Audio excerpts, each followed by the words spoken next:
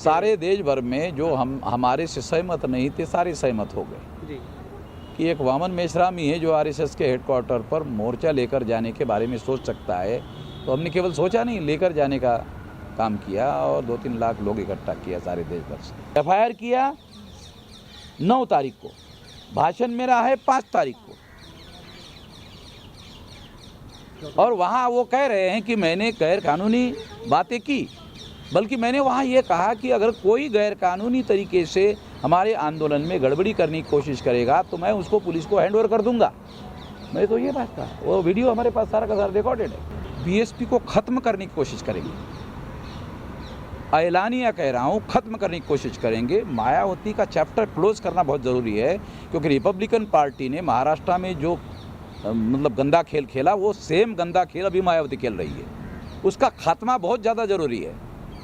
BJP में और मायावती में कोई अंतर नहीं है।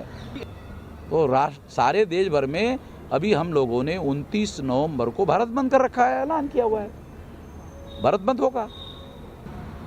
पीएफआई के बारे में केवल इतना कहना है कि अजमेर बम ब्लास्ट में आरएसएस के कार्यकर्ता को आजीवन कारावास हुआ, पीएफआई के किसी कार्यकर्ता को आजीवन कारावास हुआ, ऐसा कोई सबूत अभी तक भारत सरकार ने पेश नहीं किया। सबूत के साथ बोल रहा हूँ, 18 केसेस है आरएसएस पर अभी भी। 18 में एक केस देशद्रोह का मुकदमा फेस कर रही है आरएसएस। सरकार उनकी होने की वजह से उस केसेस को लंबी लंबी तारीखें मिलकर तारीखें आया चलते रहते। दो बातें हैं कि एक तो वो सारा कार्यक्रम उन्होंने जानबूझकर योजना बनाकर रोकने की कोशिश की और रोकने की कोशिश में वो विफल हो गए और बहुत बड़े पैमाने पर 2-3 लाख लोगों का गैदरिंग होने की वजह से पुलिस लोग गाड़ियाँ लाते रहे और लोग लगातार आते रहे। आखिरकार पुलिस कमिश्नर परेशान हो गया कि अभी हमारे पास तो फोर्स है नहीं। 8000 फोर्स मंगाया था उन्होंने और 200 किलोमीटर दूर तक गाड़ियाँ हमारी रोकी। मतलब लगभग 50,000 से ज़्यादा लोगों को और आने नहीं दिया गया इसके अंदर। तो इसलिए ये उनकी विफलता है और आखिरकार कमिश्नर को मैं सदर पुलिस चौकी में मुझे डिटेन करके रखा गया था, तो वहाँ पुलिस कमिश्नर को मुझे मिलने के लिए आना पड़ा और आकर के मुझे ये कहना पड़ा कि 5 मिनट के लिए आप मॉब के सामने चलिए, 5 मिनट के लिए, कम से कम 5 मिनट के लिए चलिए। तो मैंने कहा नहीं, मैं आपने डिटेन करके रखा है तो मैं नहीं जाऊँगा। शांति बनाए रखने के लिए मैं वीडियो बनाने के लिए तैयार हूँ, मगर मॉब के सामने जाकर मैं ये कहने के लिए तैयार नहीं हूँ। तो अल्टीमेटली उनकी हेकड़ी जो थी कि फोर्स के साथ में, ताकत के साथ में, ज़बरदस्ती के साथ में जो उन्होंने ये करने का प्रयास किया, वो सारा का सारा मतलब धरा का धरा रह गया। वो सही नहीं हुआ, गलत काम किया उन्होंने। तो उसके लिए हम लोग सुप्रीम कोर्ट में भी गए हुए हैं और जो आवश्यक कार्रवाई है आने वाले समय में वो भी हम लोग करेंगे। नहीं, मौलिक बात तो ये है कि 26 जनवरी 1950 को संविधान लागू हुआ और 14 अक्टूबर 1956 को संविधान लागू होने के 6 साल के दरमियान बाबा साहब अम्बेडकर ने ये 22 प्रतिज्ञाएँ कही। तो उस समय तो कोई इस तरह का आरोप उनके ऊपर नहीं लगाया गया कि उन्होंने हिंदू देवी देवताओं का अपमान किया या उन्होंने गाली गलौज करने का काम किया। तो ये मीडिया के द्वारा खबरें बनाकर ऐसा माहौल बनाया गया है और ऐसा कोई जो 22 प्रतिज्ञाएँ हैं उसमें ऐसा कुछ भी लिखा हुआ है नहीं जिससे अपमान करने वाली बात होती हो। ऐसी कोई बात, ऐसा कोई मुद्दा उसमें है नहीं। मतलब वो जो कॉन्ट्रडिक्शन है, राजेंद्र पाल गौतम उस कॉन्ट्रडिक्शन से शिकार है, क्योंकि केजरीवाल बहुत प्रगतिशील आदमी है, बहुत क्रांतिकारी आदमी है, इसलिए राजेंद्र पाल गौतम उनके साथ गए हैं, ऐसा नहीं है। और उसमें राजेंद्र पाल गौतम घुस गए, ये कॉन्ट्रडिक्शन है। उस कॉन्ट्रडिक्शन के राजेंद्र पाल गौतम शिकार हो गए। राजेंद्र पाल गौतम ने अपने से मान लिया कि केजरीवाल क्रांतिकारी है, मगर वो है नहीं। इससे ये बात प्रमाणित हो गई कि केजरीवाल ने इनका इस्तीफा स्वीकार किया, बाकी लोगों का नहीं किया। इस एक्शन से ये प्रूव हो गया कि केजरीवाल जी जिस विचारधारा को मानते हैं उसके हिसाब से उन्हें इस्तीफा लिया, मगर राजेंद्र पाल गौतम जी ने मिसअंडरस्टैंडिंग अपना कर लिया कि अरे यार केजरीवाल तो क्रांतिकारी आदमी है, उनके साथ जाना चाहिए। ये गलती केजरीवाल की नहीं है, ये गलती राजेंद्र पाल जी की है। अगर फर्क होता तो चुनाव में फर्क पड़ेगा सर इससे कुछ है? चुनावों में जनता देखेगी सर कि क्या आम अभी क्या है, बीजेपी के पास में कुछ मुद्दे तो है नहीं, वो कुछ कर तो है नहीं रहे। वो इसी तरह का मीडिया को अपने साथ लेकर के हंगामा खड़ा करते रहते हैं। जो मूल मुद्दे हैं उन मूल मुद्दों को सॉल्व करने की दृष्टि से तो वो कुछ करते नहीं है। और नरेंद्र मोदी जी 2024 के लिए अलग अलग मंदिरों में जाकर अपना भजन कीर्तन करने का काम कर रहे हैं, या उनके लिए करोड़ों रुपए जो है जनता के टैक्स के वो दे करके मंदिरों का वो करने का काम कर रहे हैं। जिस तरह से नागपुर में मार्च किया तो उसका आप कैसा मैसेज समझते हैं? सारे देश भर में जो हमारे से सहमत नहीं थे सारे सहमत हो गए जी कि एक वामन मेश्राम ही है जो आरएसएस के हेडक्वार्टर पर मोर्चा लेकर जाने के बारे में सोच सकता है। तो हमने केवल सोचा नहीं, लेकर जाने का काम किया और 2-3 लाख लोग इकट्ठा किया सारे देश भर से। ऐसा किसी के दिमाग में भी नहीं आ सकता, वो हमने करके दिखाया। वो तो कोर्ट में जा रहा रिमांड है। जैसे फॉर एग्जांपल उन्होंने कमिश्नर ने कहा कि हमें डिटेन करने के पहले नोटिस दिया, झूठ है, उसका हमारे पास सबूत है।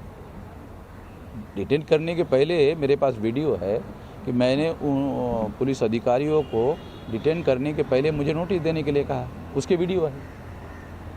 उन्होंने कोई नोटिस नहीं दिया, वो डिटेन करके लेके गए और फिर छोड़ने के बाद दिया तो हमने वो नोटिस स्वीकार करते हुए उसमें टाइम लिखा, तो वो डॉक्यूमेंट्री एविडेंस हो गया कि उन्होंने नोटिस नहीं दिया। अब ये जो पुलिस कमिश्नर का बयान जो झूठा बयान है उसी को आधार बनाकर उसके खिलाफ केस हो जाएगा। उसके खिलाफ डेफेमेशन का भी केस हो जाएगा, उसके खिलाफ एट्रोसिटी का भी केस हो जाएगा। दोनों केस डाल रहा हूँ। ये दोनों केस डालने का ऐलान मैंने 9 तारीख को किया, 9 तारीख को, और 9 तारीख को इसी वजह से पुलिस कमिश्नर ने जब मेरा बयान देखा तो 7:33 को उन्होंने मेरे खिलाफ एफआईआर कर दिया। 5 तारीख के भाषण के लिए एफआईआर किया 9 तारीख को, भाषण मेरा है 5 तारीख को,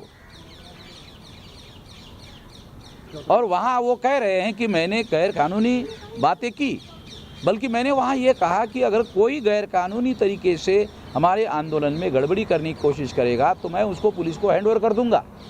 मैं तो ये बात कहा, वो वीडियो हमारे पास सारा का सारा रिकॉर्डेड है।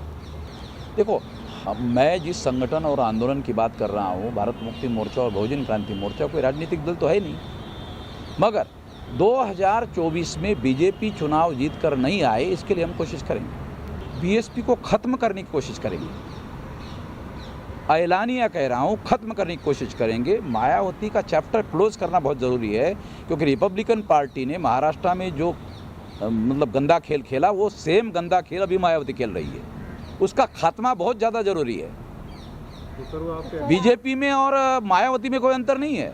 इसी से बीजेपी को खत्म करने के लिए मतलब दानव और राक्षस में से चुनना पड़े तो हम चुनेंगे। ये तो देखो आंदोलन है, इसमें काशीराम जी से हम काशीराम जी से प्रेरणा लेकर काम करते, तो उन्होंने भी तो ऐसा किया। वो बसपा ने इतना कुठाराघात किया सर देश पे, ऐसा क्या कारण है जो आप बसपा को इतना सर नाराज? मायावती के प्रति आप लोगों का प्रेम जो है ना, मुझे हैरानी होती है, ऐसा क्या बड़ी हैरानी होती है।